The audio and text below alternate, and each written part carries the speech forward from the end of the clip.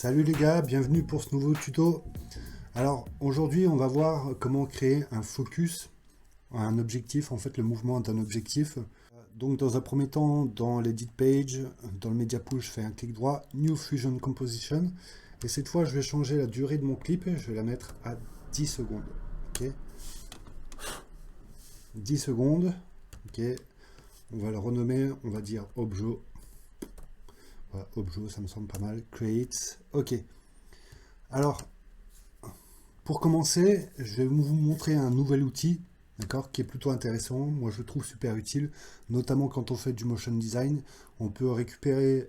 donc, en fait, je vais vous montrer ce que c'est tout de suite. Par exemple, je vais prendre une vidéo, déjà, et je vais mettre un resize parce que ma vidéo est en 4K, et ça, c'est mon problème. On s'en fout. Voilà. Donc, hop. Là, je vais utiliser un node qui s'appelle Color Palette, d'accord.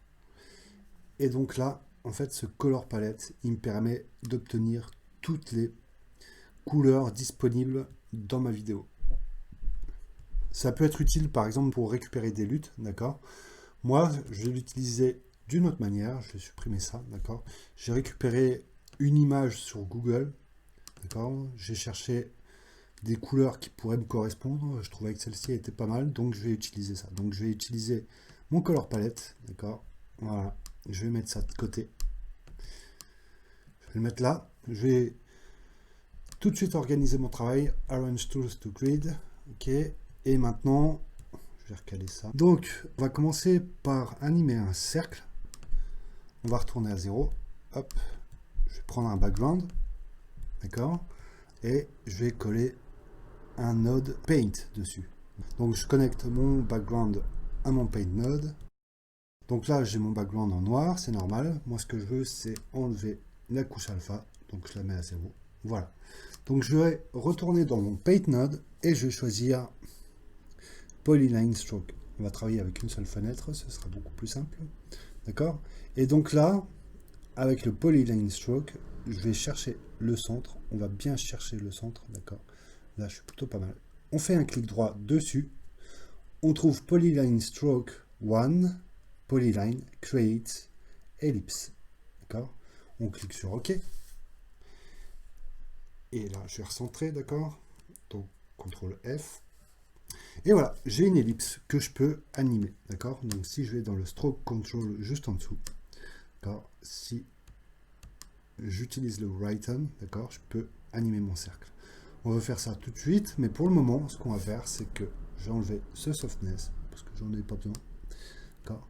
Et je vais juste réduire la taille, quelque chose comme ça, ok? Maintenant, on retourne dans le Stroke Control. Je vais agrandir mon cercle, d'accord? Je vais le mettre assez grand, comme ça. Et ensuite, on va animer donc le right hand. Okay, donc on peut choisir le sens, on peut le mettre comme ça. Moi, je vais le mettre comme ça, tiens. Ça me semble pas mal. Donc je mets une keyframe, d'accord? J'appuie sur le petit diamant et je vais aller à la 25e frame. 25, 25, ok. Et là, donc là, je vais compléter mon cercle. Donc maintenant, si on regarde ce que ça donne, hop, voilà, j'ai cette animation.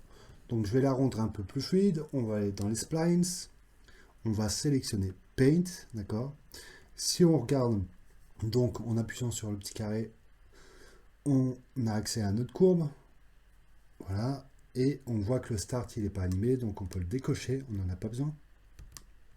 Je vais sélectionner mes deux keyframes et appuyer sur la petite courbe, comme d'habitude. Je vais tirer sur la courbe du haut et je vais laisser vivre celle-ci du bas. Ok, on peut, hop, juste la tirer un tout petit peu. Voilà, mais pas plus. Donc là, si je regarde, mon animation, elle est beaucoup plus fluide et elle se termine lentement à la fin. Ok, hop. Donc là, on va changer la couleur. Donc on va sélectionner ce carré blanc. On ouvre le Color Palette. D'accord. Je vais faire un Pick Screen Color et je vais choisir ce jaune-là. D'accord. Quelque chose comme ça. Ou peut-être. Voilà. C'est la même un peu plus foncée.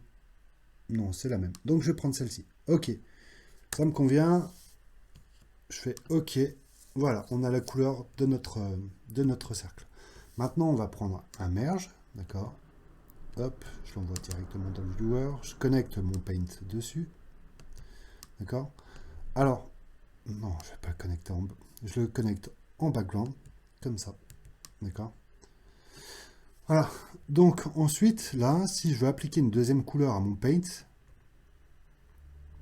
on peut le connecter à un background. D'accord? Donc là, il va être noir. OK. Et on peut le mettre en foreground. D'accord? Donc là, voilà ce qu'on obtient. OK. Et là, en fait, ce que je vais faire, c'est que je vais lui donner une autre couleur. D'accord? On va prendre cette couleur-là. OK. Voilà. Et maintenant, dans le merge, là, on va juste réduire la taille. OK. Pas trop. Voilà. C'est comme ça, c'est pas mal. OK. Maintenant, si on regarde notre animation, on a doublé. Voilà. Mais je veux donner un peu plus de style à ça, donc je vais faire un flip et un second flip. D'accord? Donc maintenant, si on regarde notre animation, voilà ce que ça donne. OK. C'est plutôt cool. D'accord? Donc je vais prendre un rectangle. D'accord? Qu'on va appliquer en masque jusque là. Mais avant, on va le traiter. D'accord? Je vais faire quelque chose comme ça. D'accord? Je vais le connecter à mon merge. Et voilà. Donc on a normalement cette partie qui est isolée. Voilà, comme ça. Ce que je vais faire, c'est qu'entre les deux, je vais ajouter un duplicate node. D'accord? Et maintenant, j'ai connecté mon rectangle sur la flèche jaune de mon duplicate node. Ok? On a le même résultat. Sauf que là, en fait, on va choisir de mettre 12. On va mettre 12 copies. 12 copies. D'accord? Et on va changer l'angle de ces copies. Donc là, en fait, pour changer l'angle, on va dans Angle. Et on va faire une petite opération mathématique. 360 divisé, donc slash, par 12 copies. D'accord? Voilà. Et donc, on a maintenant ce cercle-là. Donc, si on regarde notre animation, voilà ce que ça donne. Voilà.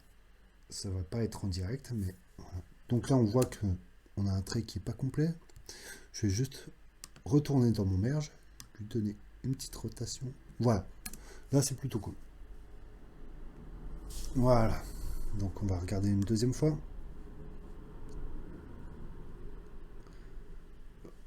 Ok, ça me convient. Donc, on a fait notre cercle. Ok, on a fait notre composition à partir de là. Je vais juste rassembler tout ça. Voilà. Je vais le mettre comme ça. Je vais rendre cette sortie accessible comme ça. Ok, on va laisser ça comme ça. Maintenant qu'on a ça, je vais le mettre de côté, d'accord? Et on va faire notre objectif maintenant. Ok, hop, je décale ça là. Hop. Maintenant, je vais prendre un background, d'accord? Je vais lui choisir une couleur. Je vais prendre la même couleur que mon cercle, d'accord? Comme ça. Et je vais connecter un deuxième background, hop, que je vais mettre au-dessus. Donc, je vais le renommer, hop, FG, d'accord? En foreground. Donc là, voilà ce qu'on obtient. Je vais changer sa couleur. Je vais prendre un bleu foncé comme ça. Je vais prendre dans ma color palette. D'accord? Je vais sélectionner là. Ça me convient. C'est pas trop mal. Et maintenant, avec le merge, on peut contrôler donc ce foreground. Et on va juste le descendre un tout petit peu pour avoir une petite ligne comme ça. D'accord? Donc voilà, on a ça. Maintenant, on va appliquer un transform node. D'accord? Voilà, on va remonter un peu la composition. Voilà, hop, voilà. Donc avec ce transform node là, on va passer à une seule fenêtre pour pouvoir bosser correctement. Je vais aller dans l'angle de ce transform node, d'accord, pour changer l'inclinaison, et je vais mettre ça. Donc là, je vais mettre 30 degrés, d'accord, 30 degrés dans l'angle. Et là, je vais pousser mon transform jusqu'au bord de l'écran. Je vais le descendre un tout petit peu, d'accord. Voilà, comme ça me semble pas trop mal, encore un tout petit peu. Voilà, comme ça, c'est pas mal. Je vais décocher Size and Aspect, d'accord. Et j'ai juste à agrandir le X, comme ça. Ok. Maintenant, ce que je veux, c'est cacher une partie de l'écran, d'accord. Cacher cette partie de l'écran. Donc, pour ça, ce que je vais faire, c'est que je vais prendre un masque. Je vais le connecter, d'accord. On va d'abord agrandir le height, d'accord, l'axe des Y, et je vais le pousser en X dans le center X, je vais mettre 0,75, comme ça. Donc maintenant, ça couvre pas, ça donne pas l'aspect qu'on veut. On va aller dans Transform, Settings et Multiply by Mask. Donc là, maintenant, on a juste ce panneau-là. Donc ce qu'on va faire, c'est qu'on va ajouter un Duplicate Node, d'accord, Duplicate Node, et on va faire à peu près la même opération. On va choisir cette fois 6 copies, et dans l'angle, on va faire 360 divisé par 6. Voilà, donc on a ce résultat-là. C'est pas tout à fait ce qu'on veut, donc on va juste descendre dans les paramètres du Duplicate Node, et on va choisir Merge Under. Voilà. Donc, mais là, on voit qu'il nous manque une arête, juste là. Donc, ce qu'on va faire, c'est qu'on ne va pas perdre de temps. On va aller directement dans les settings, parce qu'on va ajouter des masques, d'accord? Donc, je vais faire Multiply by Mask dans les settings. Maintenant, je vais prendre un rectangle, d'accord? Et je vais le connecter juste là sur mon duplicate, d'accord? J'ai mis un espace parce qu'on va rajouter un cercle juste là. Mais pour le moment, on va juste remettre celui-ci, ce rectangle-là, à 0,75 en Y, donc pour le remonter. En fait, on le remonte, mais j'utilise une valeur précise juste pour pouvoir avoir exactement la moitié de mon écran, d'accord? Donc là, je vais grandir le width, comme ça. Et donc là, on a juste la moitié de notre composition, d'accord? Je vais juste ajouter un cercle, une ellipse, voilà. Cette fois, l'ellipse, je vais dire subtract et invert. Donc maintenant, on a juste la moitié de notre objectif. D'accord? Voilà. Pour la compléter, on va prendre un merge et on va la connecter. On va connecter notre duplicate node en background et en foreground. Et encore une fois, on va faire un flip et un deuxième flip. D'accord? Donc on va utiliser les deux flips. Et maintenant, on a tout simplement notre objectif. Donc je vais juste réduire la taille de mon cercle. Voilà. Et donc là, en fait, ce transform node, je l'ai placé là, tout simplement parce qu'en fait, il va nous permettre de contrôler l'ouverture et la fermeture de notre objectif. Voilà. Donc on va le renommer. On va l'appeler Control Edge. Ok. Control Edge. Voilà. Comme ça. Et ensuite, on va connecter ça à notre composition. Juste là. Hop. Voilà. Donc voilà ce que j'obtiens, d'accord? Je vais juste réagrandir mon cercle pour qu'il soit bien avec mes petits, enfin avec mon deuxième cercle, d'accord? Donc je vais prendre l'ellipse, je vais juste l'étirer un tout petit peu. Voilà, comme ça. Ça me semble pas trop mal. Ce que je vais faire, c'est que je vais inverser. Je vais le mettre en dessous. Hop, CTRL T. En fait, CTRL T, CTRL T ou commande T, c'est tout simplement pour inverser le sens des notes. Donc là, par exemple, tout ça, c'est en background et ça, c'est en foreground. Mais si je fais CTRL T, encore une fois, j'ai inversé. D'accord? Donc ça, c'est au-dessus et ça, c'est en dessous. Moi, ce que je veux, c'est l'inverse. CTRL T. Voilà. Donc, on a fait une première partie de l'animation. Maintenant, je vais faire, par exemple, je vais dire qu'à 30. Donc ça se termine à 25, on va dire qu'à 25, à 20, d'accord? On va retourner à la 20e frame. Et là, on va animer l'ouverture et la fermeture de notre objectif. Donc pour ça, on va prendre le contrôle. On a juste à le descendre, d'accord? Voilà, comme ça. Et donc je retourne dans les contrôles, d'accord? Et là, je vais animer la position, donc le centre, d'accord? Donc je mets une keyframe et on va dire qu'à 40, on va le remonter. D'accord? On va le remonter jusqu'à presque fermer l'objectif. Voilà, comme ça. Et ensuite, on va retourner sur la timeline, on va aller à 50, on va le redescendre, d'accord? Pour rouvrir l'objectif. Voilà, presque comme ça. Voilà, assez grand. Et on va aller à la 60e frame pour le refermer. Un tout petit peu, d'accord? Donc ça fait un effet de zoom, dézoom, d'accord? Donc là, voilà, je vais d'abord sauvegarder. Je vais l'appeler Objo. On ne sait jamais. Si j'ai un crash, comme ça c'est réglé. Je vous recommande de sauvegarder assez fréquemment parce qu'en fait, on va utiliser un node qui pose problème et je vous expliquerai en temps voulu. D'accord? Ok, donc là, voilà ce qu'on obtient. On a notre animation. J'ai pas le playback correct, mais ce qu'on va faire, c'est que on va corriger les splines. D'accord? Donc on va aller dans splines. Donc on va enlever le paint. D'accord? On n'a pas besoin du paint. On va faire un focus sur notre courbe. Donc je sélectionne toutes les courbes, tous les points clés, et je les passe en courbe. Voilà, je tire un peu dessus.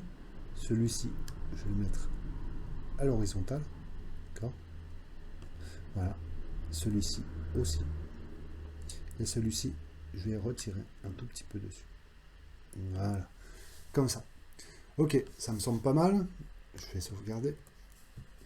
Et maintenant qu'on a fait ça, d'accord, donc je vais retourner à 50 parce qu'on va animer le texte juste après. Mais avant ça, on va donner un peu plus de style à notre composition. Ce que je vais faire, c'est que je vais la rétrécir. Donc je vais prendre un transform node. D'accord, je vais la réduire en taille. Voilà, comme ça me semble pas mal. Ok, maintenant je vais choisir un shadow node. Shadow node. D'accord.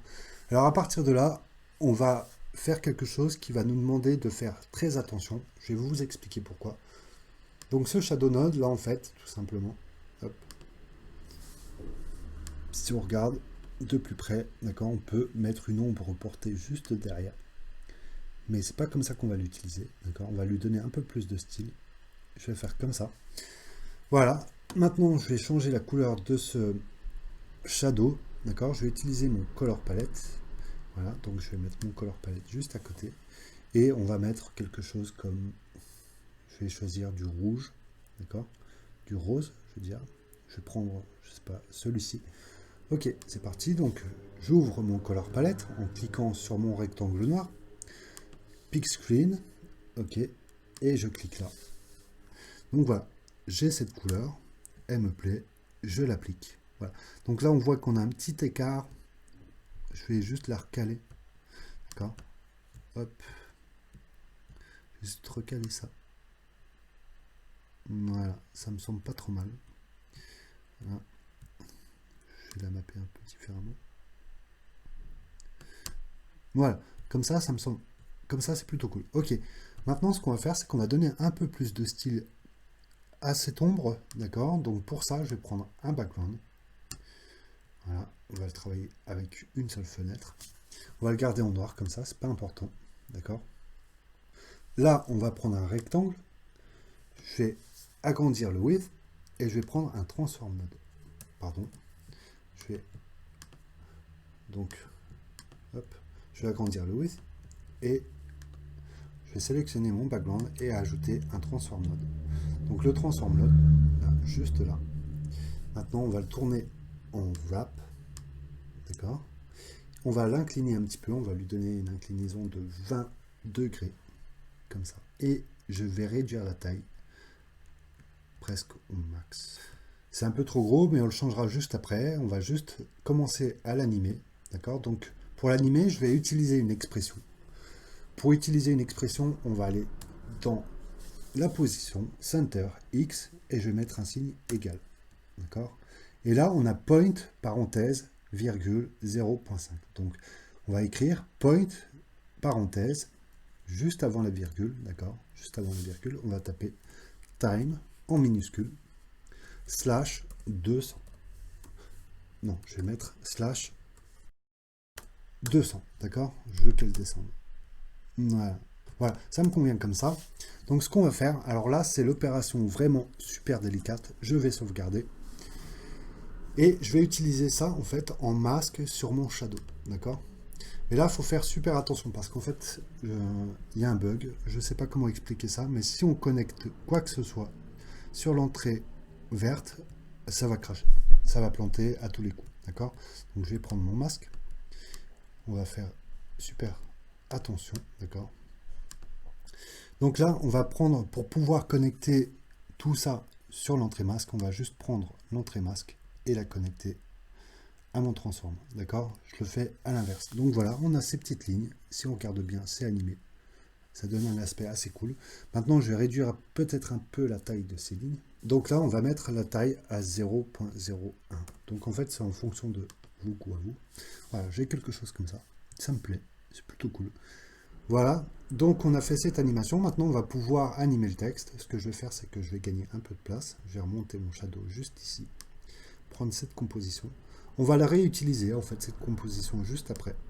Donc, je vais la mettre de côté. Je vais la mettre un peu plus haut. Juste comme ça. Et ensuite, on va prendre un autre texte. D'accord?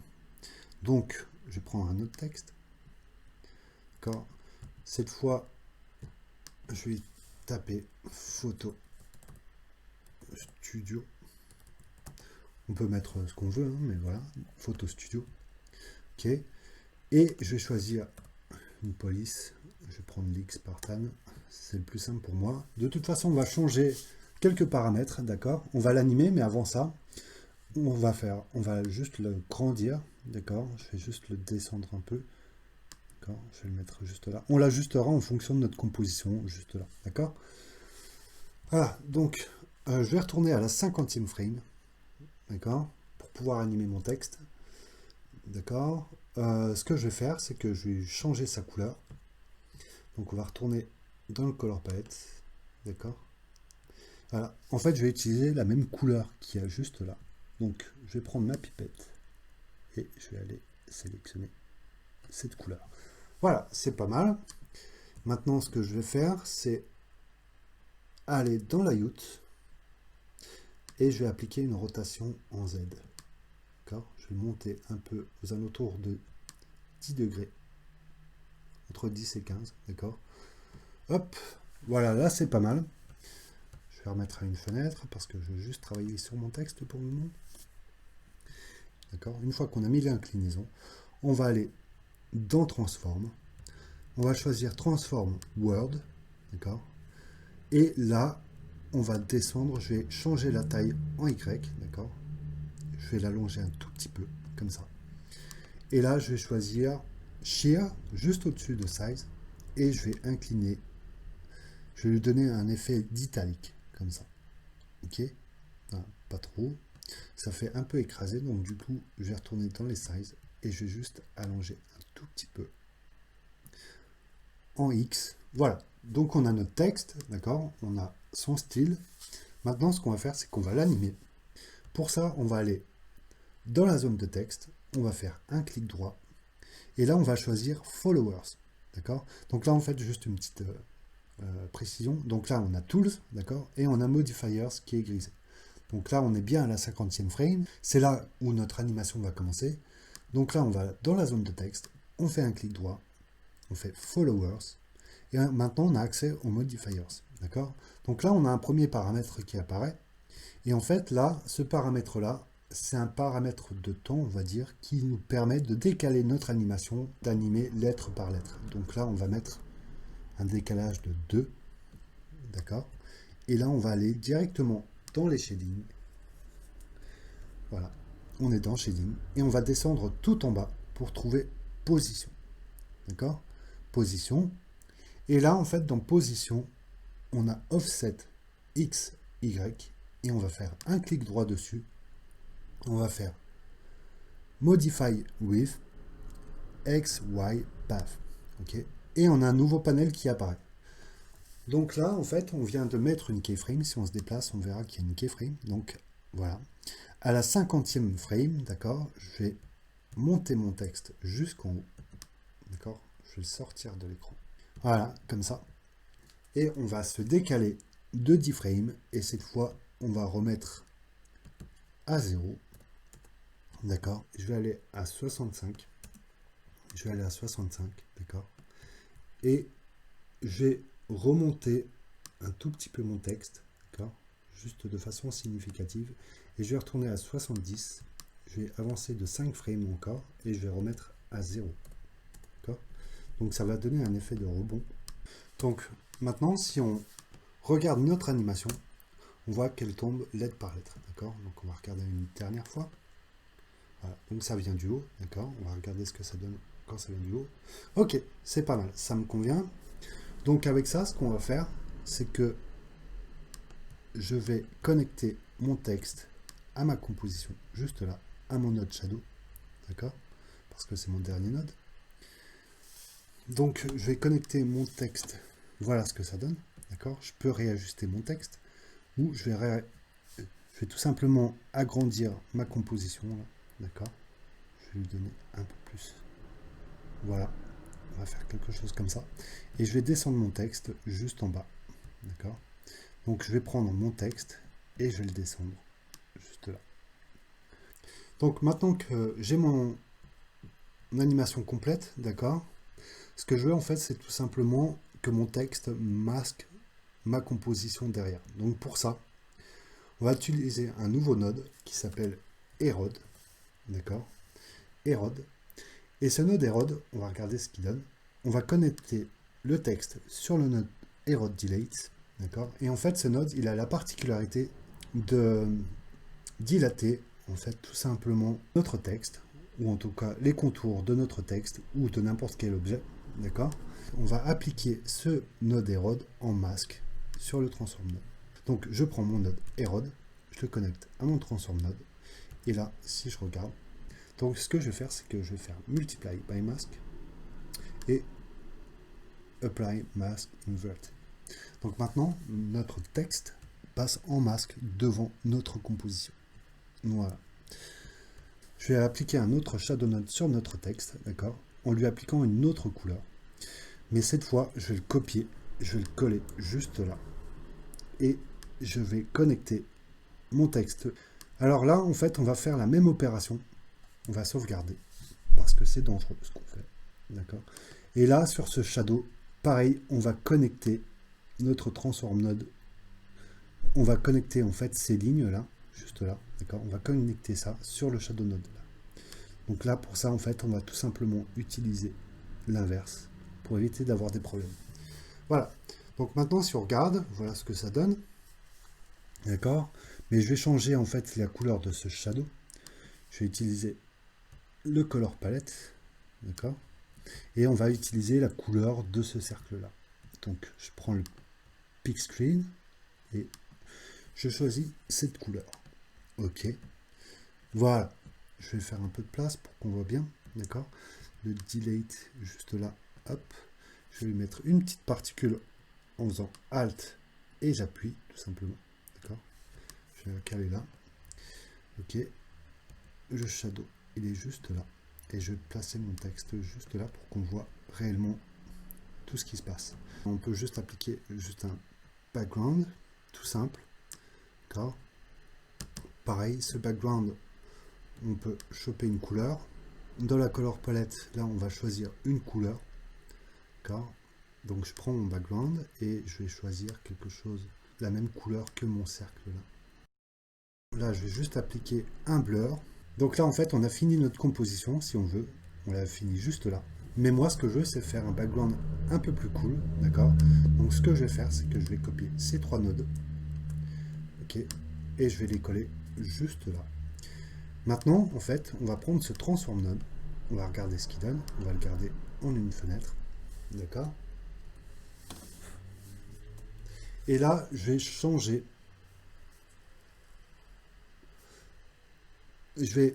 Et là, en fait, je vais retirer l'expression. Donc, je vais faire un clic droit sur le center du transform node.